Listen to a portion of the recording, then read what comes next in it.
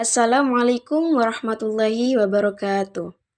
We are from Group 3 who will present about describing consonant part 1.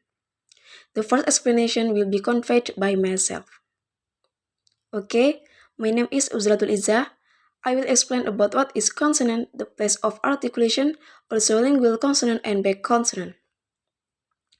Consonants are sound they are produced with the articulator more or less close. That is, they are produced with a dash articulation, going from completely together to only approximating.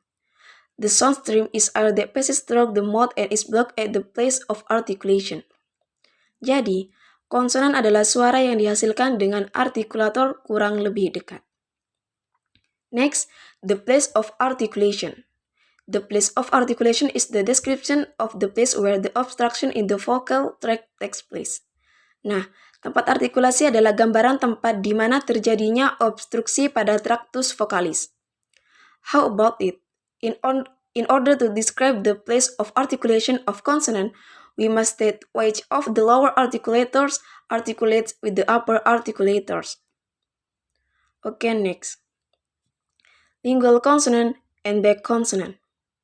Lingual consonant where the tip or blade of the tongue is the active movable articulator in the projection of many consonants, including dental, alveolar, alveopalatal, retroflex, and palatal consonant. Dalam lingual consonant menghasilkan banyak konsonan yaitu termasuk dental, alveolar, alveopalatal, retroflex, and palatal consonant. And back consonant where the body of the tongue can also be positioned in a number of places in the back of the vocal tract to form constriction. Included in this back consonant are velar, uvula, and pharyngeal. Okay, maybe that's my explanation.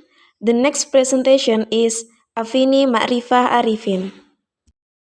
My name is Avini Makrifah Arifin. Here I want to explain about bilabials, labiodentals, and interdentals. First is bilabials. There are 3 bilabial sounds in English. Include B, P, M. For the consonant of B and P, the soft palate is raised. They are produced at the oral cavity only and so are defined as being oral. For the example is B, P, whereas M is nasal, that is produced with the soft palate being lowered, which produces the air escape through the nose and mouth. For the example is me. As for the place of articulation, in the 3 of them, the upper lips articulates with the lower lips. Labiodentals. There are 2 labiodental sounds in English, include V and F. In the production of these 2 consonants, the lower lips articulates with the upper teeth, barely touching each other. Both are oral. For the example of consonant V, veil and vote, and the consonant of F, love and fine. Next is interdental. 2 interdental sounds occur in English, or also called consonant TH. There are th is voice and th for voiceless. And the example are such as teeth, they, this, and thing. They are actually defined as being epicodental sounds, as the lip of the tongue articulates with the teeth. In this case, the articulation implies a very soft contact between the 2 articulators. The next presentation is Eva Nuraini. My name is Eva Nuraini. Alveolars. There are 6 alveolus consonants in English. D, T, Z, S, and 1. As in text, they, C, Z, never, and later. The last one is lateral of the group. T, S are voiceless and the rest, D, Z, 1, and are voice. As for the place of articulation, the tip of the tongue, The blend of the tongue for some speakers articulates with the alveolars rig. Therefore, these consonants are actually described as being apico-alveolar or laminal, depending on the part of the tongue which participates in the articulation. Palatals. In a palatal consonant, the body of the tongue approaches or touches the hard palate. English is a palatal approximant. The tongue's body approaches the hard palate, but closely enough to create turbulence in the air stream. Fillers. Filler sounds are produced with the back of the tongue against the soft palate. They are actually called dorsal filler.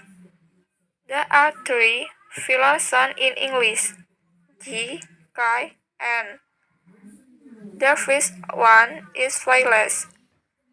The last two are voiced. The last one is nasal. Examples are queen, green, and the last sound in ing. Okay, the next presentation is Anggun Saputri. I am Anggun Saputri.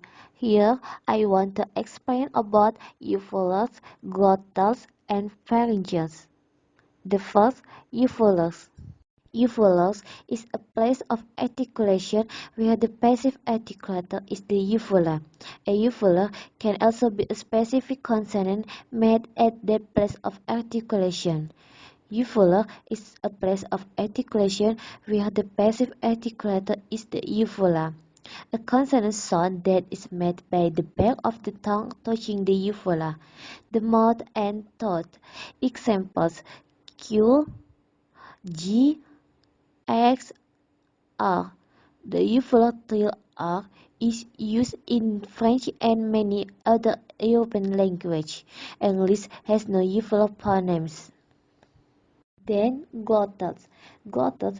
There is only one glottal sound in English H in words such as a heat.